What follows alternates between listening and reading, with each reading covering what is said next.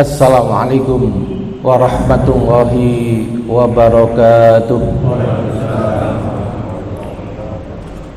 Bismillah walhamdulillah wassalatu wassalamu ala rasulillah Sayyidina Muhammad ibn Abdillah wa ala alihi wa sahbihi wa mawalah wa la hawla wa la quwata illa billah. Subhanaka la ilma lana illa ma 'allamtana innaka antal alimul hakim. Allahumma alimna ma yanfa'una wanfa'na bima 'allamtana wa zidna ilman wa fahman. Allahumma arinal haqqa haqqan warzuqna ittiba'a wa arinal batila batilan warzuqna ijtinaba walhamdulillahi rabbil alamin. Amma ba'd. Bapak-bapak Ibu sekalian, saudara-saudara sekalian yang dirahmati Allah Subhanahu wa taala, syukur alhamdulillah pada kesempatan pagi hari ini kita bisa melanjutkan serial kajian psikologi Islam. Pada kesempatan kali ini kita akan kembali mendalami salah satu organ jiwa manusia, yaitu akal atau kemampuan berpikir dari manusia. Sebagaimana yang sudah kita bahas sebelumnya, ketika kita membahas tentang akal, ketika kita membahas tentang berpikir, ternyata di dalam Al-Quran paling tidak ada 4 istilah yang sering dipakai. Yang pertama ada istilah tafakkur. Kalau istilah tafakkur itu memahami sesuatu, intinya pokoknya sampai paham. Kalau gagal paham, salah paham, berarti belum tafakkur. Karena tafakkur itu endingnya itu paham, ngerti, itu tafakkur. Nah, nanti ada lagi istilah lain namanya tadzakkur. Akar katanya dari dzikrun, eling-eling, inget-inget. Maksudnya apa? Informasinya sudah ada, pengetahuannya sudah ada, bahkan ikut kajiannya juga sering. Itu dikumpulkan semua, direnungkan sampai mendapat pelajaran. Merenungi sampai mendapat pelajaran, itu istilahnya tadzakkur. Beda nggih Pak? Tafakur sama tadakur. Kalau tafakur pokoknya paham mengenai. Paham. Besok sudah. Wong dek ngomong paham berarti tafakur mengenai. Nah, tapi kalau tadakur itu merenungi yang sudah ada. Sudah diingat, sudah informasinya ada, pengetahuannya ada, dikumpulkan, disatukan sampai mendapat pelajaran. Ini kalau ulama jadinya bisa buku, ya pelajarannya ditulis jadi buku. Nek ustadz ya jadi bahan ceramah, judulnya ono. Nah ini dari tadakur biasanya, ya. Nah kemudian ada lagi istilahnya tadabbur.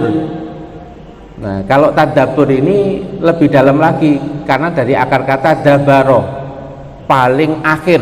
Maksudnya apa? Dari awal sampai akhir, holistik, komprehensif.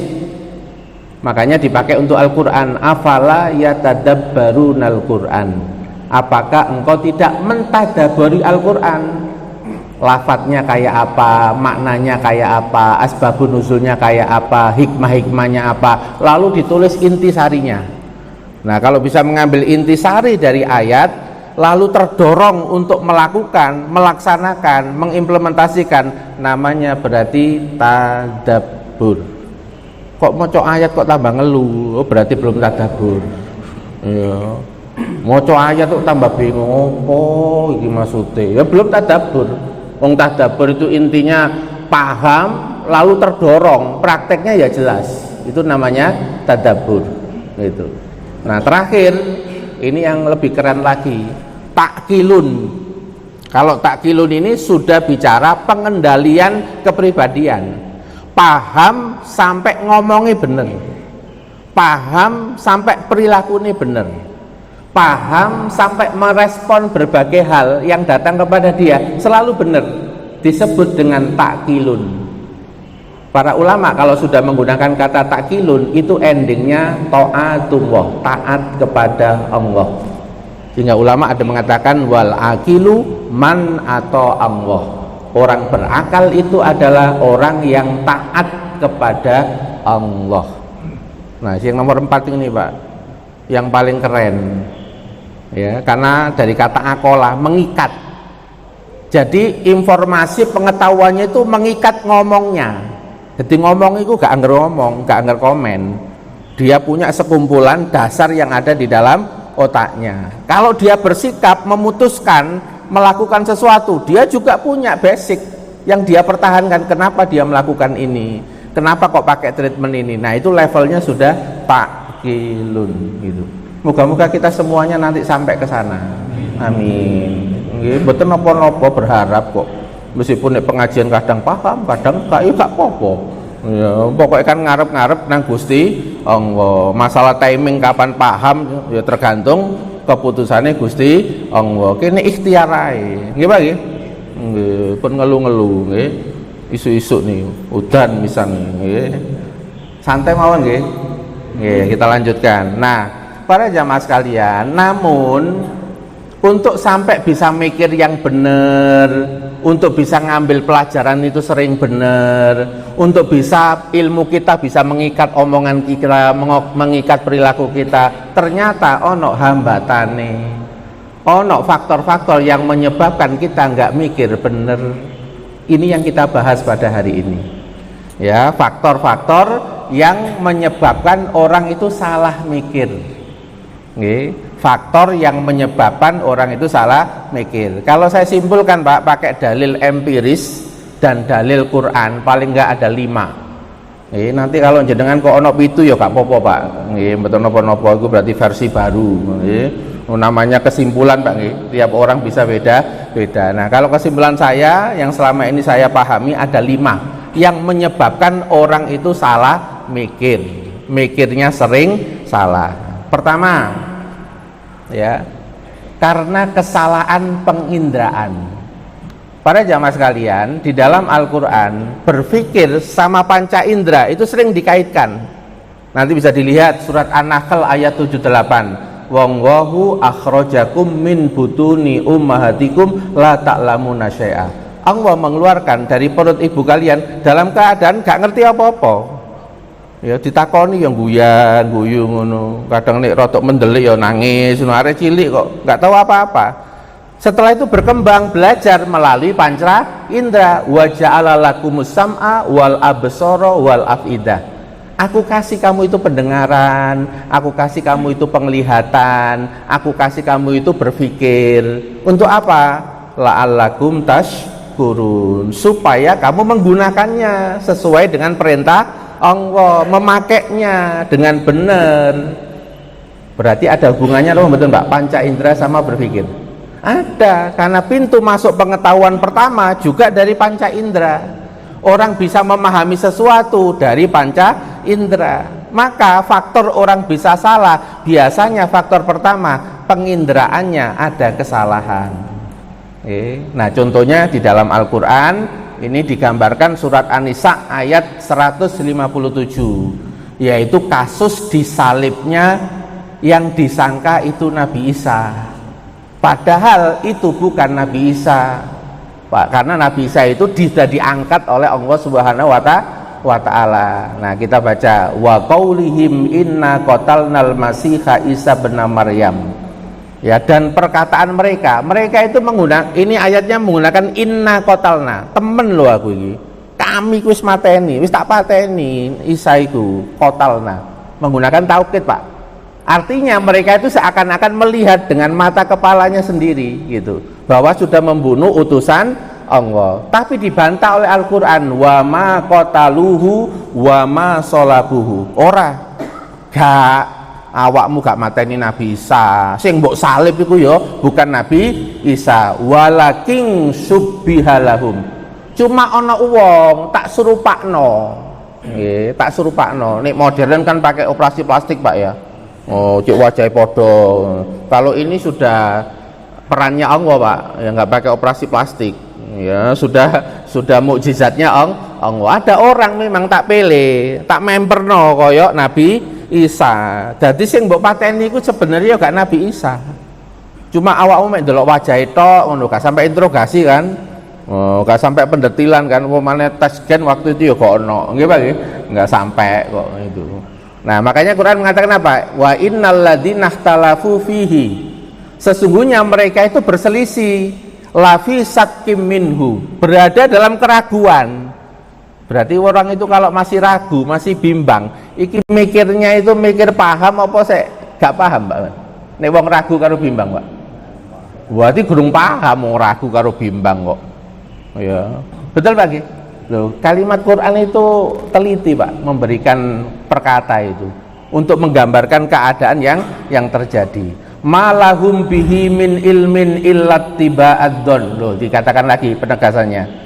Mereka itu tidak mengikuti berdasarkan keyakinan. Ilmun di situ sesuatu kebenaran yang sifatnya yakin.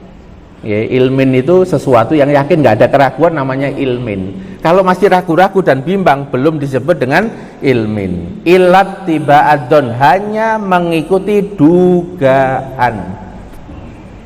Ya. Berarti kan panca inderanya salah.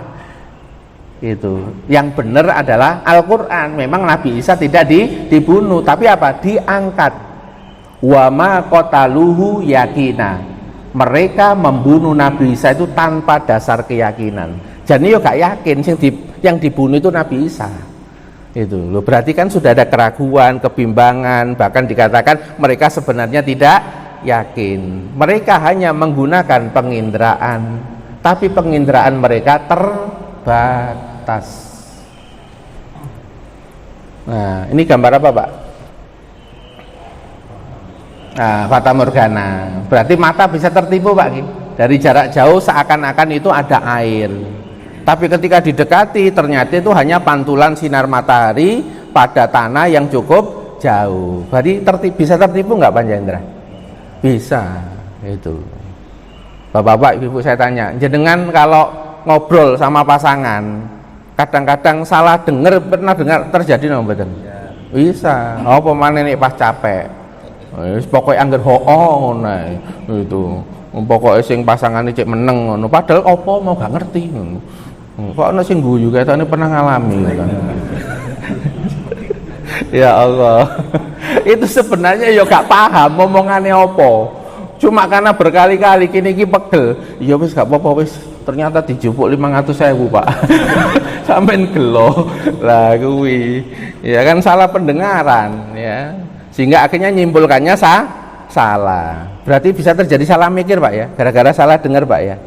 Nah para jamaah sekalian, nah di dalam hadis Nabi dikatakan begini ya, kafa bil mar'i isman, ya cukuplah seseorang itu disebut sebagai pendusta ketika ia berbicara setiap apa saja yang ia dengar. Jadi para jamaah sekalian, dia dengar sesuatu sampaikan ke orang, dengar sesuatu sampaikan ke orang. Iki mohon maaf, iki lambe turah apa lambe apa Pak istilahnya Pak? Oh lambe turah ya, krungu nyampaikan, tidak diverifikasi. Ya, maka sampai hadis Nabi mengatakan apa? Iso dadi pendusta itu potensinya arek iku. Karena dia mendengar sesuatu itu tidak ada klarifikasinya, nggak ada verifikasinya. Ngapunten Mbak nggih. Apalagi sekarang zaman AI. Ya, bapak-bapak yang sepuh yang mungkin dari teknologi itu agak gap dengan anak-anaknya atau anaknya yang sudah dewasa. Delok AI, lho iki lho ono berita ngene, iki lho sing ngomong ini. Nah, sing anake ngerti. AI iku wong ngetok dienggo Ya, betul Pak nggih. Bisa salah paham Pak nggih. Apalagi zaman sekarang WA yang share-sharean. Nah itu kalau nggak memperhatikan bahwa informasi dari WA, dari YouTube itu kalau dalam ilmu pengetahuan, kalau kita ini kuliah itu masih data sekunder, nggak boleh dijadikan sumber kebenaran. Yang boleh jadikan sumber kebenaran itu data primer. Kita ada di situ, melihat langsung, tahu sendiri, itu data primer. Itu baru boleh kalau kita pernah belajar di kuliah Pak ya. Kalau skripsi atau disertasi itu baru diakui Pak sebagai data yang valid. Tapi kalau itu sudah kedua, wis di video, apa mana potensi sekarang video bisa diedit, nggih Pak nggih. Kata-katanya juga bisa diubah. Oh Masya Allah. Makanya butuh penginderaan yang lebih detail lagi. Loh Pak, ternyata faktor penginderaan, Quran memang ngasih isyarat Pak. Tapi isyarat itu penting sebenarnya. Supaya kita pakai, hati-hati ya nek krungu-krungu, hati-hati ya nek ndelok-ndelok. Kon ndelok iku kok iso nyimpulno salah lho. Ya, contoh ana teman alumni Pak, awan-awan Pak, nggawa mobil apik, metu teko mobil nggawe kacamata hitam. ngono koncone mbiyen sak alumni pas musuhan mbiyen SMA. Sombong. Awan-awan kacamata hitam, padahal ya silap, bunar. Ya, makanya kacamata hitam ini berarti kan syirik tanda tak mampu, Pak. Itu. Kok jenengan guyu to, Pak? Gara-gara musuhe lho kok sukses kono iku. Terus dari akhirnya kok komen. Padahal kan biasa toh Pak nggih, awan-awan, panas terik, terus gawe kacamata hitam keluar, mbok mripate lara, mbok terlalu bunar, gak kuat kan kita nggak tahu. Tapi kalau kemudian di sini ada sensitivitas, ada apa sentimental gitu, ada sentimen di dalam diri kita menyimpulkannya bisa berlebihan apa tuh? Nah ini loh Pak, ini yang dinamakan mikirnya sudah dipengaruhi oleh sentimen. Sentimennya itu ndelok itu iso berlebihan, gitu, menyimpulkan berlebihan. Gitu. Kok jenengan kok rodok merenung loh Pak? Gitu. Atau anda pernah krungu loh Pak? Gitu. Iya, namanya kita teman alumni itu kadang-kadang begitu biasa gitu. Tapi ini sebagai pelajaran, ya. Nah, penyebab kesalahan dalam penginderaan pertama bisa karena kondisi capek. Empirisnya kan begitu Pak ya. Penginderaan kita ini bisa menurun kalau kita ini capek, ngantuk atau sakit. Itu potensi menurun. Makanya butuh verifikasi. Pas capek dengar harus diverifikasi ketika ndak capek supaya tidak salah paham, tidak gagal paham. Yang kedua bisa juga karena kondisi psikis. Bisa nggak karena terlalu sedih mendalam Pak, krungune apa itu sensitif terus keliru salah paham, sakit apa betul? Loh, padahal omongannya menurut ukuran netral Pak, ya ora apa-apa jane. Tapi yang mendengarkan ini orang yang sedihnya mendalam. Kira-kira nanti dia nyimpulkannya bisa salah apa betul Pak? Bisa. Nah ini faktor kedua karena kondisi psikis sehingga penginderaannya itu nangkapnya terlalu sensitif. Nah kalau penginderaannya itu terlalu berlebihan masuk di proses di otak ya tentu kesimpulannya potensinya juga salah. Atau kemudian yang ketiga Pak, minimnya kepedulian atau atensi. Karena Pak ya ada orang ngomong tapi dia perhatian karo HP. Ya, bojone ngomong, kini lagi fokus HP. Kira-kira Pak, nyambung apa mboten? Loh, mboten.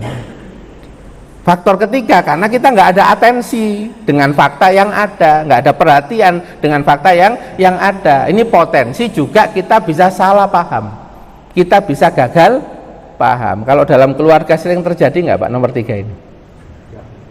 Sering terjadi nomor 3 ini. Kenapa? Anak kita ini kadang-kadang atensinya pada kegiatannya, papanya atau mamanya lagi perlu sama dia, tapi dia lagi fokus sama yang lain, sehingga kita ngomong tapi dia nggak nyambung, betul Pak? Lah ini kita harus paham ilmunya. Ini gara-gara dia masih fokus sama yang lain. Kalau pengen omongan kita ini nanti nggak disalahpahami, dipastikan dulu anak ini konsen nggak menghadapi kita. Anak ini siap nggak lagi ngobrol sama kita sehingga nanti nggak terjadi salah paham. Niki penting napa mboten Pak? Penting. Kalau kita berkomunikasi Pak, terus orangnya itu nggak siap diajak berkomunikasi, keberhasilan komunikasi kita ini sedikit atau banyak nanti? Sedikit karena faktornya nggak diperhatikan. Makanya kan Ustadz itu nek ceramah Pak, itu juga lihat forumnya. Nek forum itu beragam terus ruame kabeh. Ngono niku yang dilakukan Ustadz gak langsung kolam wa ta'ala, gak ngono sik, Pak. Gitu. Tapi ya diuraikan dulu lah apa iki arek-arek iki. Kok rame dhewe. Akhirnya dikai gimse. Ini kalau ngurusi jamaah sing model arek-arek enom, Pak, ABG milenial, gak iso Pak model koyo ngene, Pak. Gitu. Iso tak model lain gitu.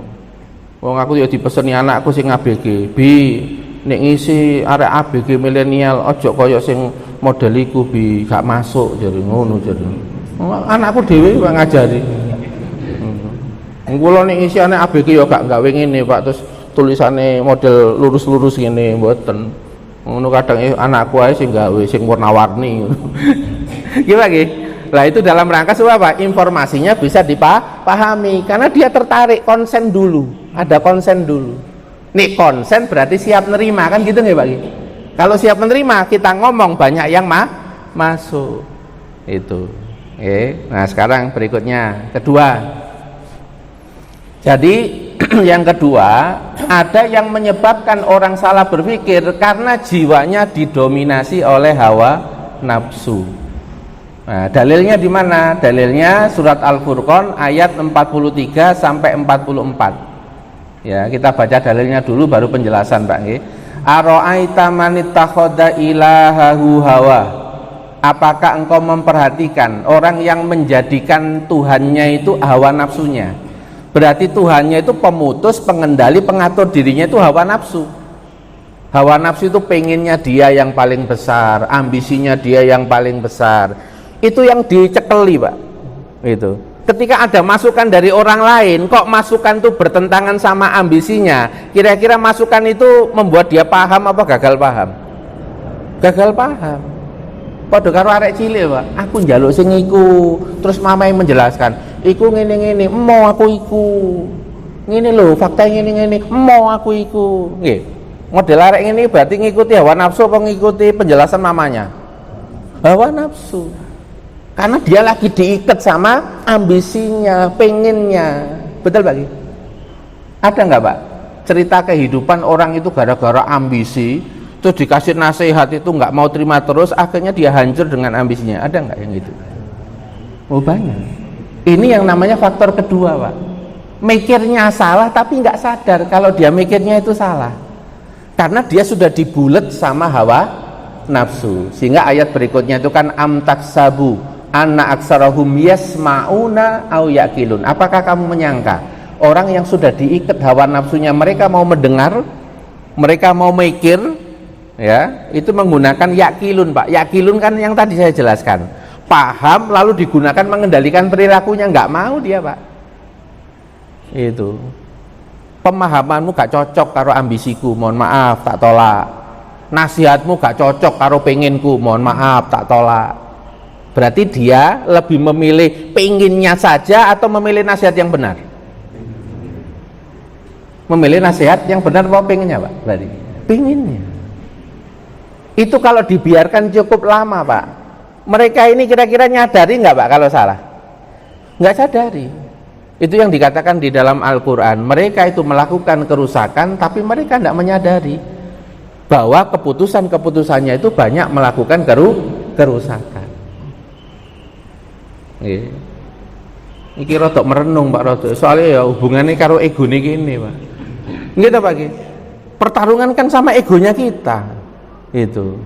Ego terus berbenturan sama nasihat, sama informasi yang benar. Kuat mana? Kalau egonya bisa diturunkan, berarti jiwanya melembah. Kalau melembah dikei banyu ya nadai. Betul nggak, Pak? Tapi kalau egonya nggak bisa diturunkan, malah meninggi. Iki nek kena hidayah air, ya airnya yang glender. Dia nggak bisa dapat hidayah, wong menggunung kok. Egonya menggunung. Ilmu itu kayak air hujan. Nggak bisa mendapatkan pelajaran. Loh, tadakkarun nggak bisa, apalagi takkilun. Mengendalikan perilaku sama omongannya ya tambah susah, wong gak ono sing nyantol, ya nggak ada yang keikat. Ini yang kedua, namanya dominasi hawa nafsu. Nah ini contoh, ya, nang mall, ya ono pakaian impen tapi nggawa duwe anak bayar SPP, ya kira-kira gimana, Pak, mikirnya, Pak? Gak dibayar penesok disetrap ya anak. Kira-kira mana yang didahulukan? Nek sing lanang ya SPP gitu. Tapi nek sing ngalami, Pak, lah mek tinggal iku tok engko nek gak tak disiki malah kedisian sing liyane. Pertarungan apa betul, Pak? Pertarungan, Pak. Itu. Lah itu nanti para jamaah sekalian, tandanya berarti egonya mungkin jarang dilatih. Ya, egonya jarang dikendalikan, jarang ditahan. Sering dimenangkan egonya, tidak memenangkan kebenaran. Nah ini berarti apa? Hawa nafsu. Nah para jamaah sekalian, kalau pengen ambisi, tuntutan ini nggak bisa dikendalikan, nanti muncul yang namanya ghadab, yaitu emosi. Muncul kecewa. Sekarang ngapunten, Pak, orang kalau lagi kecewa terus kita kasih nasihat, kira-kira masuk napa mboten? Orang kalau lagi marah, lagi juwengkel Pak, mau marah gak karu-karuan, terus kita kasih nasihat, kira-kira dia mampu nggak untuk memahami, Pak? Enggak. Ya, makanya kalau dalam dunia psikologi, kalau klien itu datang, yang kita baca emosinya dulu. Oh, emosinya orang ini pesimis ini. Yang kita obati pesimisnya dulu, Pak. Belum kita kasih rekomendasi sikap. Soalnya kalau pesimisnya ini nggak kita tuntaskan sekarang, engkau nih diajari sesuatu sering nggak nyambung. Wong pesimisnya belum selesai kok. Datang, terus membawa kesedihan yang mendalam, cerita sampai nangis-nangis. Terus sampai langsung rekomendasi sikap, yuk gak jalan, Pak. Itu yang diobati dulu apa? Sedihnya. Iya, karena urutannya itu apa? Emosinya yang negatif itu harus dibuang dulu, baru diajak mikir. Ngapunten, jenengan ono anak-anak Pak nuwangis gedru-gedru, ngono iku sampai nasihati apa sampai reneng-reneng sik? Betul nggih? Direneng-reneng sik nggih Pak nggih. Direneng-reneng sik, ya dipuk-puk. Tenang, ayo gampang lu, gampang. Terus rodok-rodok berubah rona wajahnya, nggih Pak nggih. Rodok mesem-mesem. Nah, kalau wis sudah terang niku baru Pak kita bisa insert nasihat. Tapi nek sik murang-muring, sik wajahe gak karu-karuan, ojo nasihat sik, Pak. Oh, gurung waktune. Itu. Makanya kalau nangani anak-anak yang nakal, anak-anak yang kemudian depresi karena lama nggak dipahami oleh orang tuanya sehingga menyalahkan dirinya, itu yang dilakukan kita nggak ngasih tuntutan, kita nggak ngasih beban, kita nggak ngasih tugas, tapi apa? Ngobati dulu perasaannya. Itu. Karena kalau ini nggak diobati Pak, mengganggu proses berpikir. Hawa nafsunya ini yang harus dinyamankan dulu, didamaikan dulu. Karena materi ini Pak diambil dari Al-Quran. Orang itu kalau sudah dikendalikan emosinya, dikendalikan hawa nafsunya, itu gak pati iso mikir. Bahkan kalau kemudian dia paksakan lagi emosi, terus mikirnya sering salah apa betul? Salah. Bahkan dalam hadis Nabi, seorang qadhi, seorang hakim, kalau memutuskan perkara tidak boleh dalam keadaan marah. Layak dil qadhi fahuwa ghadban, kata Rasulullah. Seorang hakim tidak boleh memutuskan perkara sedangkan dia dalam keadaan marah. Marah itu oleh para ulama dibahas menimbulkan kacaunya berpikir. Ya, sehingga kalau dalam pembahasan fikih itu ilat atau sebab yang menjadikan larangan seorang hakim memutuskan perkara adalah karena jiwanya lagi kacau disebabkan marah. Lalu disimpulkan sehingga apa saja yang menyebabkan jiwanya kacau maka tidak boleh memutuskan perkara dulu. Misalnya keluwen, ya wong ate mutus rapat nang keluwen kerucuk antara mikir karo mikir weteng gang tengah gitu Pak, gang buntu gang tengah ya. Ini bisa berbahaya Pak, mengganggu konsentrasi, maka tidak boleh. Atau misalnya anaknya diancam, kalau kamu nanti memutuskan apa, anakmu akan aku bunuh. Berarti qadhinya dalam tekanan, tidak boleh nih Pak menjadi hakim memutuskan kalau anaknya dibawa ancaman. Nah itu Pak, dalam satu hadis saja karena ada ilatnya seperti itu, penerapannya bisa beragam. Betul Pak Ki? Ada nggak Pak malam-malam ya hujan gerimis? Ya, dulu Pak anak-anak ya hantu gara-gara lihat ada baju putih Pak, terus belayu langsung. Ada nggak yang begitu? Itu gara-gara apa Pak? Berarti takut. Yang takutnya itu akhirnya asosiasi terhadap sesuatu itu berlebihan, seakan-akan ada hantu. Atau gara-gara kakean nonton film horor kakean, onok metu omongan didik langsung wedi. Itu bisa terjadi. Itu berarti apa? Hawa nafsunya yang salah, entah karena emosinya, entah karena apa? Keinginan atau harapan atau ambisi. Nah, contoh Pak ini di dalam hadis Nabi ya, ini masalah ego. Nah, di zaman Nabi ini ada orang yang punya kebun Pak di Madinah. Terus ada Ibnu Sabil, orang yang melakukan perjalanan bekalnya habis. Kemudian ngambil buahnya sekedar untuk kenyang. Nah, pemilik kebunnya tahu, ya. Nah, ternyata pemilik kebunnya ini kalau dianalisa punya kemelekatan terhadap sesuatu itu cukup tinggi. Iku pekku, meskipun titik mbok jupuk. Awas kon, ada nggak tipe begitu, Pak? Ya, padahal itu titik, dia masih punya yang banyak nggak karu-karuan. Tapi karena memang bawaan potensi karakternya itu kemelekatannya tinggi, diambil dikit itu responnya itu berlebihan. Orangnya dipukuli, bajunya dicopot. Ya, padahal cuma makan buah sekedar untuk mempertahankan apa hidup. Dilaporkan sama Nabi. Yang disalahkan yang nyuri apa yang punya kebun, Pak, akhirnya? Yang punya kebun ini hadisnya yang disalahkan. Orang itu nek lapar, yus kayak no panganan. Wong dan zakat itu kan salah satunya kan juga untuk orang yang habis perbekalan dalam perjalanan. Wong dia ngambil itu bukan kemudian ngambil terus gawa truk, gawa apa, enggak kok. Itu sekedar untuk mempertahankan laparnya hilang kan begitu. Ditegur sama Nabi, nek lapar yo kayak ono panganan, nek gak ngerti yo kandhanono, ojo berlebihan.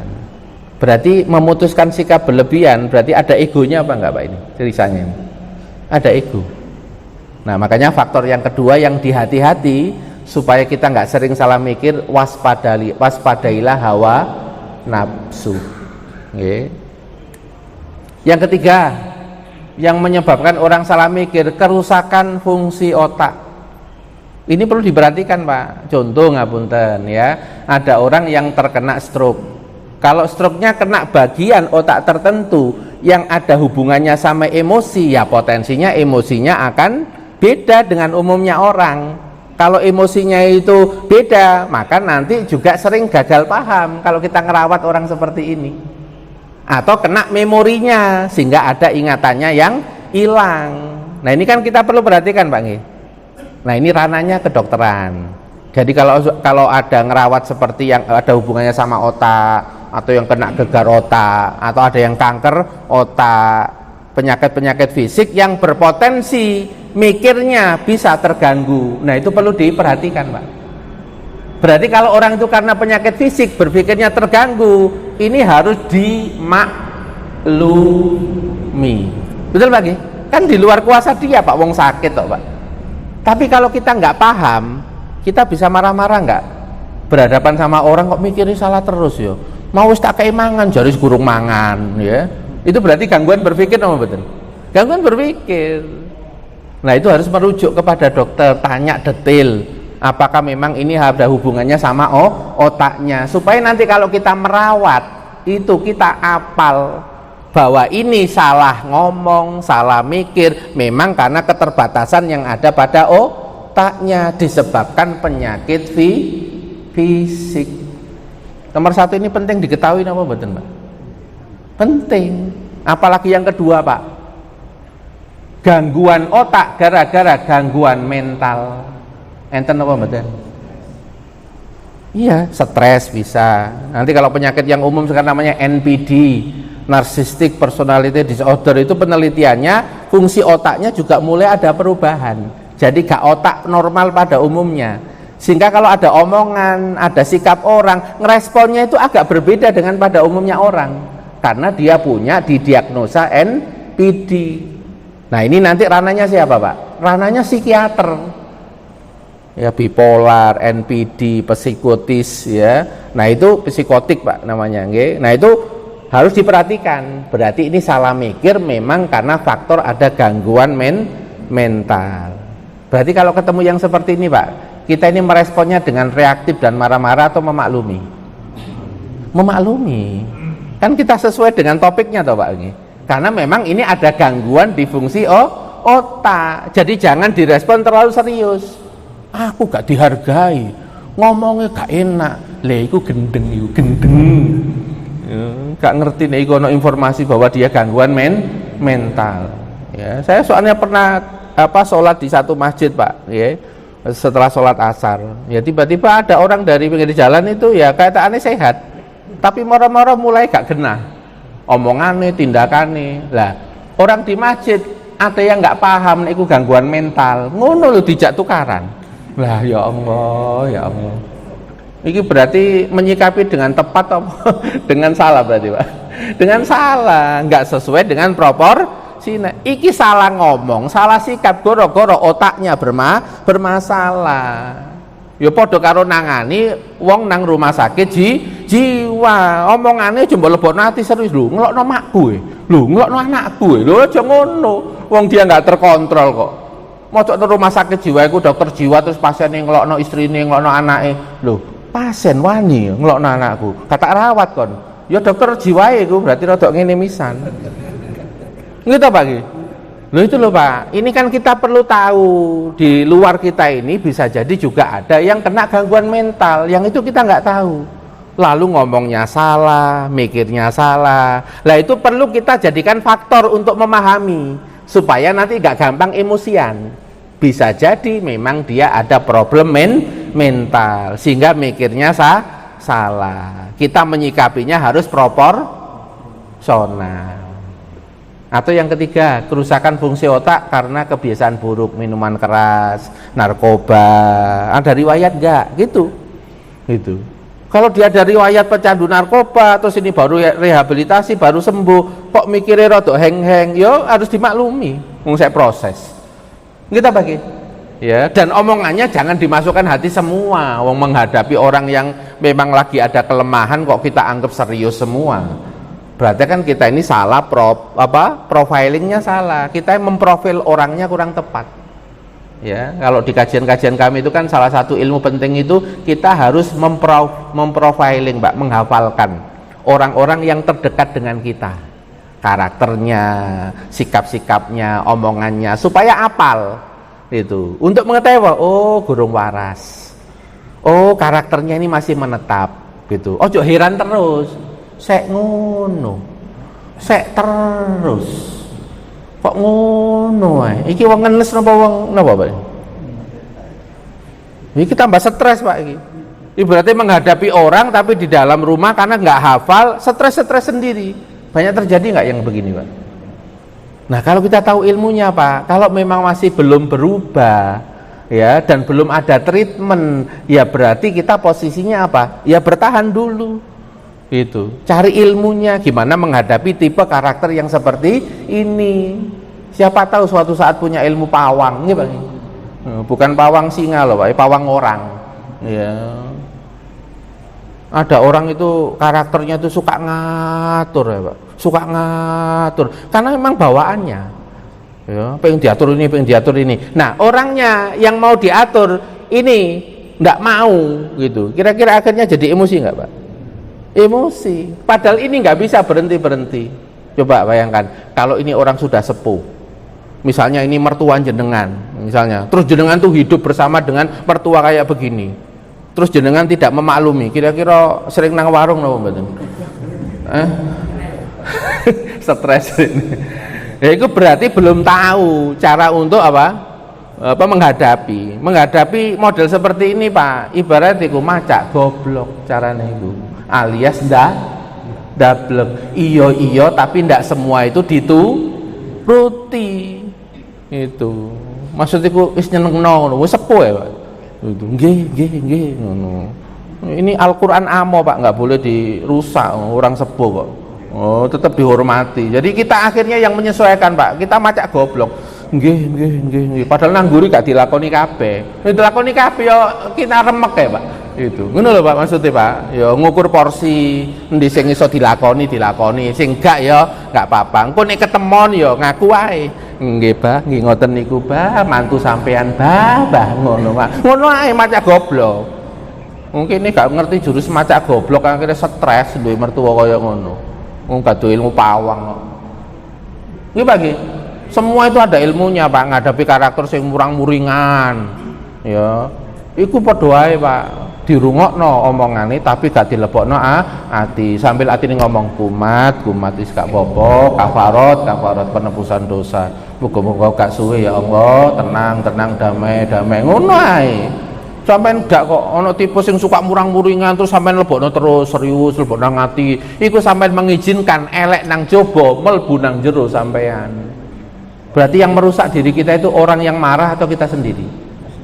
Kita sendiri, wong kita nggak membuat mekanisme defense, mekanisme pertahanan, gitu Pak. Nek dokter jiwa Pak nggak punya mekanisme pertahanan, berhadapan dengan pasien 200 gendeng kabeh, melu gendeng Pak dokter jiwa. Itu teorinya dalam psikologi namanya menggunakan mekanisme di defense. Oh alah, dek gurung waras. Yo pantesan cek ngelokno bojoku. Padahal bojoku lah gak apa-apa. Yo berarti yo levelnya warasnya kayak 5, gurung 10. Berarti gurung oleh mulai teko rumah sakit jiwa. Nek dokter kan ngono toh Pak. Pakai ilmu, bukan pakai baperan. Ngoten Pak nggih. Nah, lanjut sekarang 4 5 toh Pak, 5 ya. Belum suruk toh Pak? Oh, belum lagi. Masih ada 2 lagi nggih. 4. Yang menyebabkan orang itu salah dalam mikir, itu diantaranya adalah kesalahan sumber informasi. Dalilnya mana? Surat Al-Hujurat ayat ke-6. A'udzubillahi minasyaitonirrajim. Ya ayyuhalladzina amanu in ja'akum fasikum binaba'in fatabayyanu. Wahai orang-orang beriman, jika datang kabar, berita, informasi, sumber ilmu pengetahuan dari orang fasik, orang sering maksiat. Nah, orang sering maksiat berarti kan orang sering dikendalikan hawa nafsu. Berarti cara mikirnya potensinya sering salah. Kalau ada informasi dari mereka, ojo langsung dipercaya, meskipun iku dulurmu, meskipun iku koncomu, nek terkenal ngono iku ya terimoan, tapi verifikasi sih, fatabayyanu, klarifikasilah informasinya. Ayat ini Pak ada asbabun nuzulnya kalau dibaca dalam kitab tafsir. Ada petugas zakat yang ditugasi Nabi untuk memungut zakat pada suatu suku. Nah, kepala suku sama rakyatnya itu mau menyambut Pak, bondong-bondong menyambut petugas zakat ini. Dari kejauhan kok gembruduk, ini dikira ate ngrebeg dee. Akhirnya wedi melayu nang Nabi gak gelem bayar wonge, malah ate ngruduk aku wonge iku. Padahal maksudnya apa? Menghargai, menghormati, mau menyambut bersama-sama. Tapi dilihat dari jauh seakan-akan mau ngruduk. Mbak bayangkan Pak. Akhirnya apa para jamaah sekalian? Cepet-cepetan Pak, kepala suku ini dari orang ini segera menyusul mengikuti orang tadi sampai ketemu Nabi duluan, menjelaskan duduk perkaranya, sehingga tidak sampai terjadi keputusan memerangi orang yang tidak membayar zakat. Ini kalau informasinya salah kan jadi keputusan perang Pak. Karena dulu itu kalau menolak membayar zakat kepada negara itu diperangi, kalau itu dilakukan berkelompok. Itu kalau dilakukan satu orang ya diberikan sanksi, dipenjara dulu, ditausiai, cek gak pelit menen, gak kemelekatan, gak pelit itu. Sadar ya ditokno meneh terus mau bayar zakat. Tapi kalau berkelompok satu suku itu bisa diperangi oleh negara karena membahayakan stabilitas ekonomi. Ini para konglomerat terus gak ngetokno duit kanggo rakyat miskin kan sopo sing biayai kan ngoten lho Pak. Harta orang kaya diberikan kepada orang miskin, penyalurannya melalui zakat. Dulu zakatnya dipungut oleh negara, ada petugasnya namanya amil, makanya amil digaji dari sumber pendapatan negara zakat. Begitu Pak ceritanya. Nah, dari ayat ini kan kita dapat kesimpulan, oh berarti harus hati-hati yo nerima informasi. Ya, termasuk milik guru juga hati-hati. Gitu Pak Ki? Karena guru ini kan sumber informasi.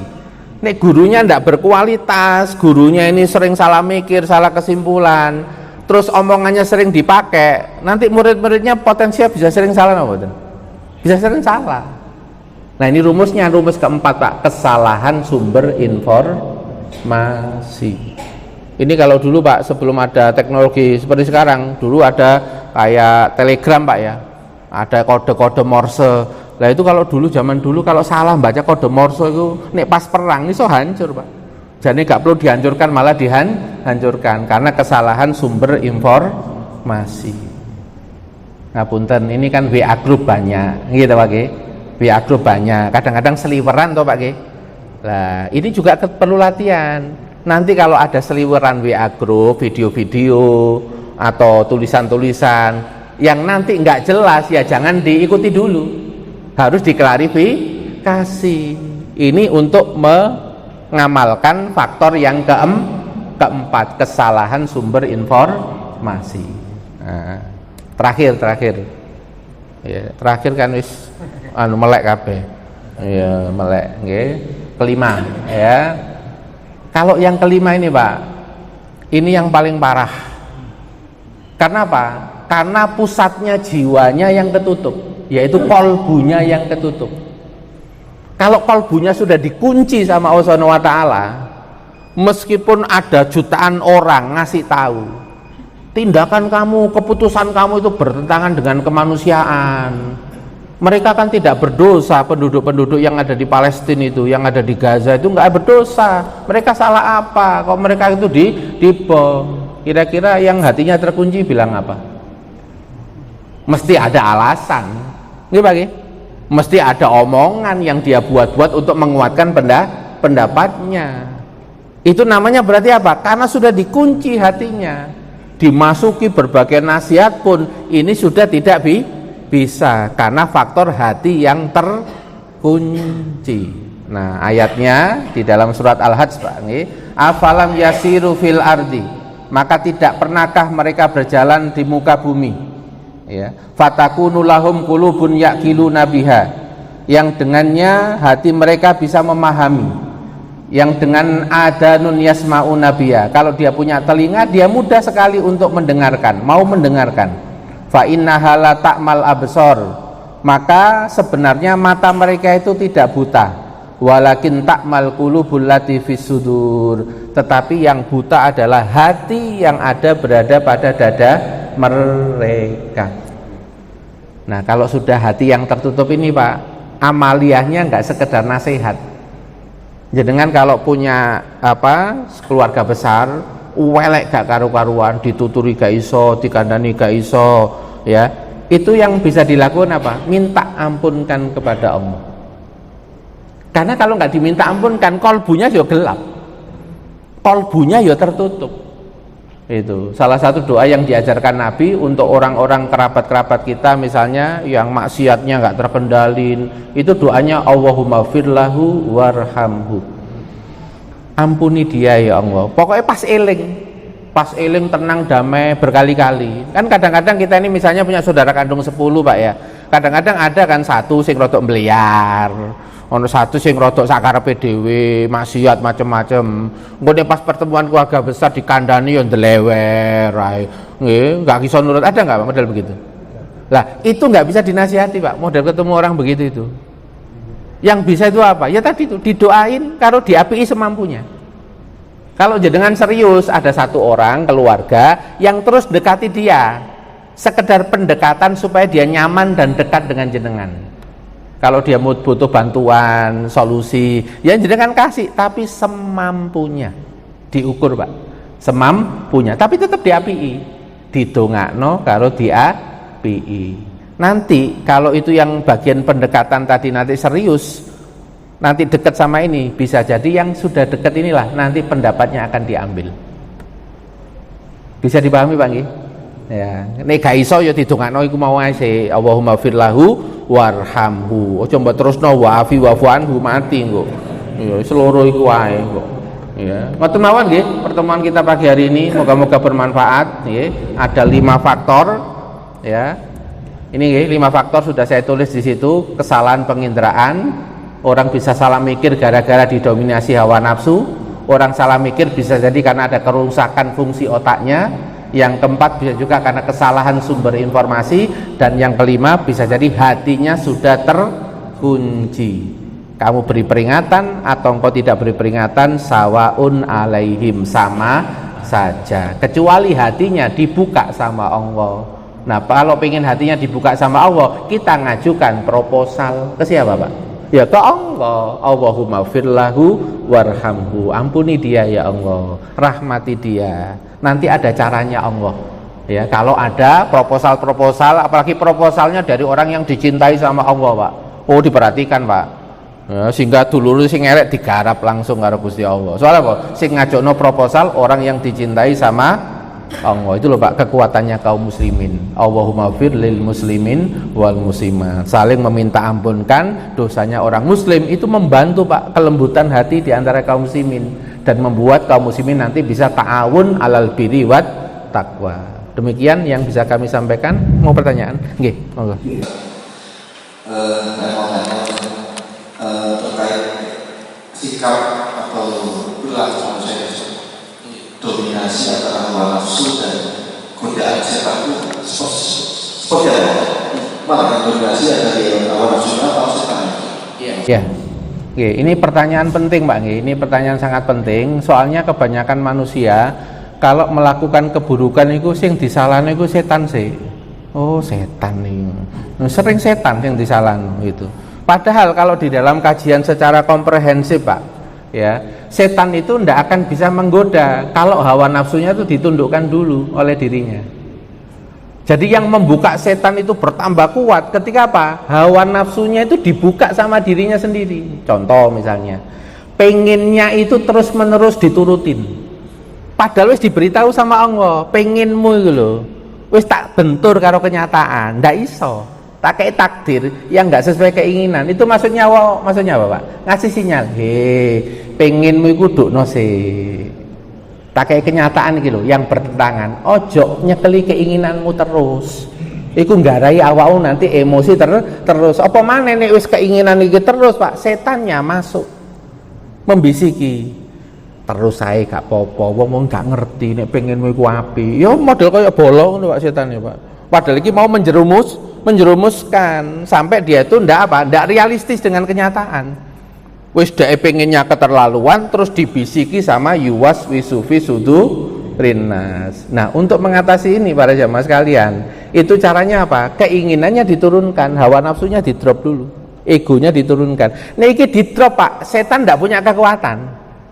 Itu setan nggak punya kekuatan. Kenapa? Karena kalau ini di drop hawa nafsunya, akalnya naik. Teori jiwanya itu begitu. Kalau ini di drop Pak, akalnya naik. Jadi ilmu-ilmu yang pas pengajian mulai muncul, nasihat-nasihat sopo itu mulai muncul. Itu harus egonya diturunkan. Nih ego ini nggak diturunkan, meskipun pengajian pengrong-ewu, ilmu ini nang kene akeh gak metu blas ilmu nih. Goro-goro ikine sing munggah. Itu begitu Pak skenario dalam jiwa kita itu. Makanya kan pertarungan lifetime kita itu pertarungan melawan hawa nafsu. Ini egonya itu kuda liar seperti yang saya jelaskan bulan yang lalu. Itu bisa kita tarik sampai menjadi kuda yang sangat jinak. Maka kuda itu bisa kita arahkan kemanapun sesuai dengan cita-cita yang benar. Begitu nih kira-kira penjelasannya. Sampun nggih? Oh masih ada, silakan. Monggo. Terima kasih. Assalamualaikum warahmatullahi wabarakatuh.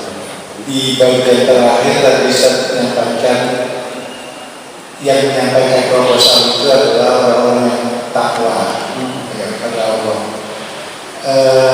Apakah itu termasuk konsep tawasul pada orang-orang yang lebih ilmunya? Gimana tentang konsep seperti itu?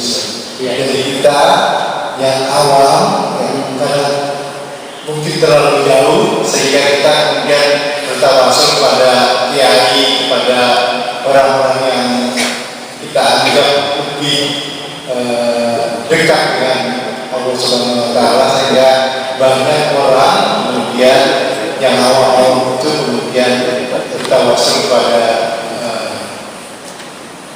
kiai dan sebagainya. Terima kasih. Assalamualaikum warahmatullahi wabarakatuh. Iya, jadi begini, yang saya maksudkan tadi ya, yang ngajukan proposal itu adalah orang yang bertakwa ya. Di keluarga besar itu bisa jadi ada karakter orang yang bertakwa. Taat, santun, ramah, akhlaknya baik. Ini potensi kalau dia berdoa kepada Allah lebih diijabah dibanding dengan yang lain. Karena ada ayat innang woha ma'al muttaqin. Sesungguhnya Allah bersama dengan orang yang bertakwa. Tapi ternyata enggak hanya yang bertakwa saja, masih ada juga yang lain. Innang woha ma'as sobirin. Orang yang enggak suka emosian, orang yang terus damai hatinya. Ini pun kalau ada keluarga besar yang enggak suka emosian, hatinya itu damai, terkendali. Ini kalau doa pun ngajukan proposal, potensi Pak dijawab sama Allah Subhanahu Wa Taala. Itu. Ada lagi nanti yang lain, innang woha lama al muksinin. Allah bersama dengan orang yang muksinin. Muksinin itu nek dieleki wong gak pernah balas elek. Ya, malah ngirimi kue karo gedang bareng kok. Itu dikirimi nang omahe sing ngelokno barang itu. Nah, ini punya potensi, dia pun juga bisa diijabah doanya sama Allah, karena ada ayat Allah membersamai orang-orang yang muhsinin. Jadi peluangnya banyak itu. Nah, kalau kita ini saudara besar, keluarga besar itu kompak Pak ya. Ada saudara kita di keluarga besar itu yang maksiat, terus keluarga besarnya kompak, insya Allah nanti akan lebih mudah Pak. Ya, kompak didoakan dan kompak dibaikin aja. Tapi membaikinya sesuai proporsinya, karena namanya orang buruk kadang-kadang ada modusnya. Jadi kita tetap mewaspadai modusnya, diapii tapi tetap diwaspadai modusnya. Itu tekniknya begitu Pak, bukan kita pelit Pak ya, tapi untuk mendidik supaya dia tidak keterlaluan di dalam menggunakan sesuatu yang diberikan oleh orang lain. Gitu Pak. Jadi itu ta'awun Pak ya, ta'awun antar keluarga besar supaya ditolong sama Allah Subhanahu wa taala. Gitu nggih. Saya kira itu kita tutup dengan istighfar dan tutup majelis nggih. Astagfirullahaladzim, astagfirullahaladzim, astagfirullahaladzim. Subhanaka wa bihamdik asyhadu an la ilaha illa anta astaghfiruka wa atubu ilaik. Assalamualaikum warahmatullahi wabarakatuh.